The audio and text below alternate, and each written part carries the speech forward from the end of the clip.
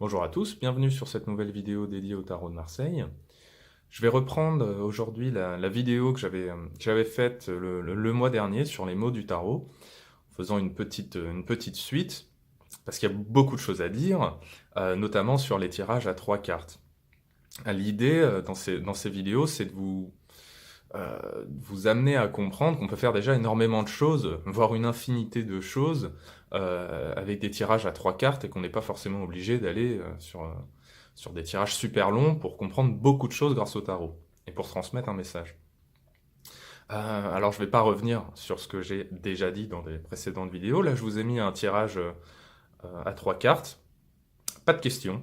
Voilà, on va simplement écouter ce que le tarot a à nous dire ou peut nous dire.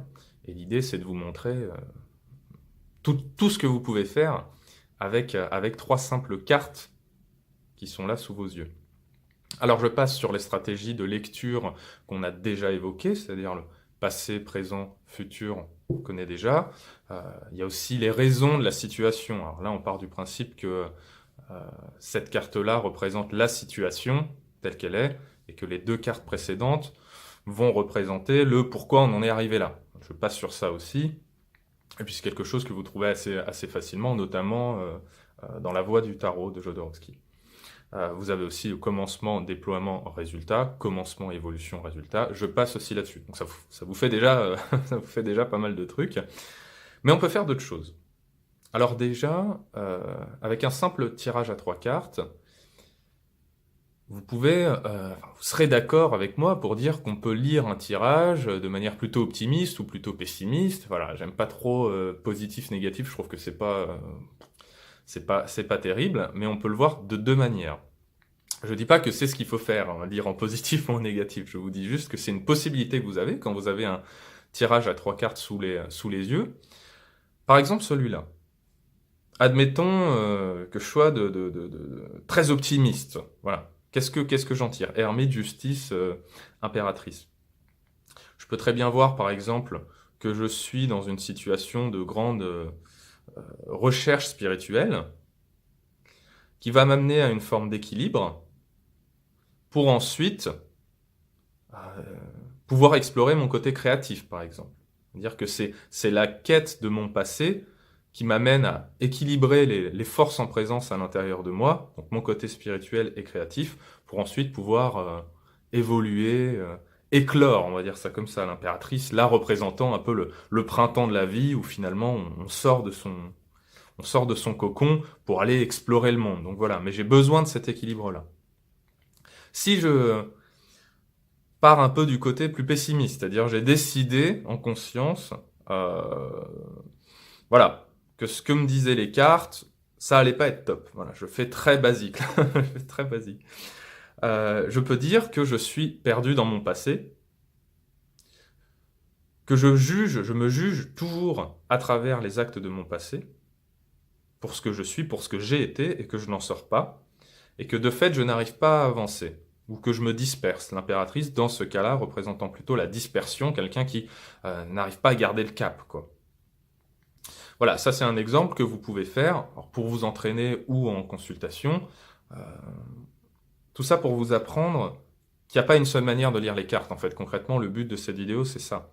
C'est de vous amener à comprendre qu'on ne peut pas faire un tirage et dire c'est comme ça et puis c'est tout. Il y a une infinité de possibilités d'interprétation. On peut aussi partir du principe que la première carte nous pose une question et que les 2 cartes suivantes nous apportent la réponse. Toutes les cartes du tarot, tous les arcanes, peuvent nous poser une question. Si là je prends la question, si j'essaye de traduire la question que me poserait l'ermite, je dirais quoi?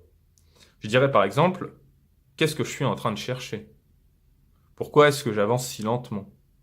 Pourquoi est-ce que j'avance à reculons? Pourquoi est-ce que j'ai du mal à affronter l'avenir? Par exemple. Ça peut être des exemples de questions que la carte de l'ermite poserait. Et du coup, je traduis une réponse avec la carte de la justice et de l'impératrice. Par exemple, je cherche la stabilité, l'équilibre. Je cherche à me pardonner. Je cherche à ne plus être si exigeant, par exemple, avec moi-même et les autres. Pour enfin me libérer, par exemple. pour enfin reprendre ma vie en main. On voit que l'ermite regarde vers le passé, l'impératrice regarde vers le futur. On a déjà évoqué les jeux de regard, vous pouvez aussi les inclure là-dedans. Donc c'est un exemple. La première carte pose la question, les deux suivantes posent la réponse, enfin, nous indiquent une réponse. Vous avez aussi une autre stratégie de Jodorowsky qui dirait, avec 3 cartes, c'est le oui mais donc. Donc là on a la carte du ce qu'on est, oui, ok, ce qu'on a, mais, donc, impératrice. Donc là, on reste un petit peu dans la même thématique. On pourrait dire, oui, je suis quelqu'un de très spirituel, de très sage, mais je suis bloqué. Alors, je vais dire, pour changer un peu, on peut dire, je suis toujours bloqué dans l'image castratrice de ma mère, voilà, pour faire du philosophique. Et j'ai besoin de m'en émanciper pour reprendre mon destin en main, par exemple. Et pour faire ce que j'ai vraiment envie de vivre, de faire. On m'a condamné, on va dire ça comme ça, dans une éducation spirituelle, je remets les choses en place pour pour devenir artiste, par exemple. Voilà, ça c'est un exemple aussi tout à fait possible. Donc le oui, mais donc, encore une fois, on est sur une stratégie à 3 cartes. On peut lire aussi les cartes selon leur valeur numérique, mais je vais pas m'attarder là-dessus. J'en ai un peu parlé dans une autre vidéo. Je reviendrai dessus, c'est un petit peu plus technique, en utilisant uniquement les valeurs numériques des cartes, ascendantes, descendantes, etc. Ça, c'est aussi une stratégie.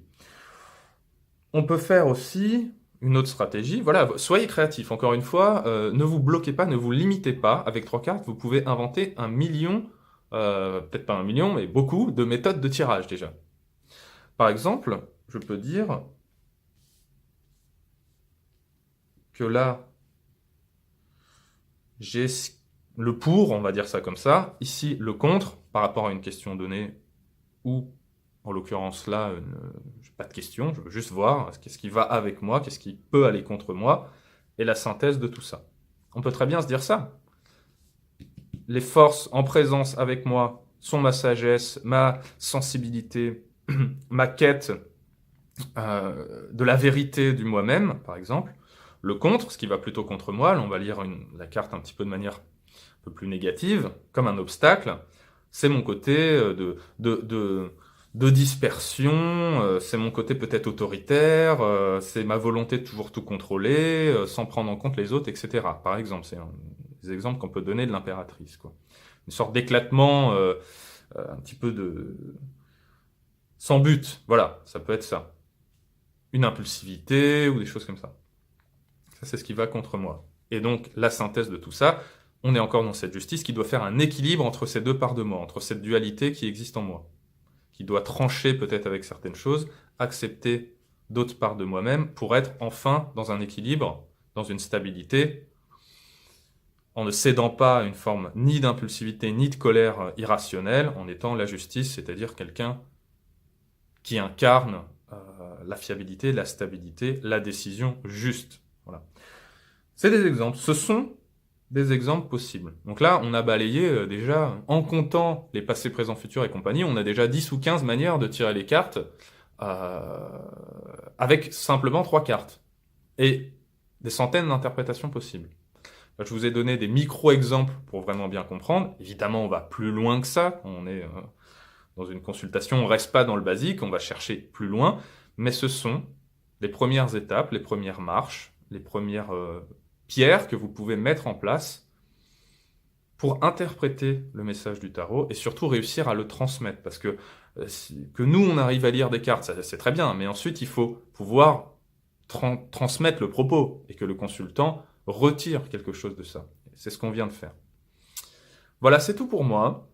Je continuerai cette série sur les mots du tarot, parce qu'il y a encore beaucoup de choses à dire, hein, que ce soit simplement avec 3 cartes ou avec plus, parce qu'au final, les tirages à 4, 5, 6, 10 cartes, c'est juste une prolongation de ce qu'on a fait là. Hein. Il faut pas penser que c'est forcément ultra compliqué non plus. Non, mais déjà, il faut apprendre les bases, parce que les mots du tarot, comment dire,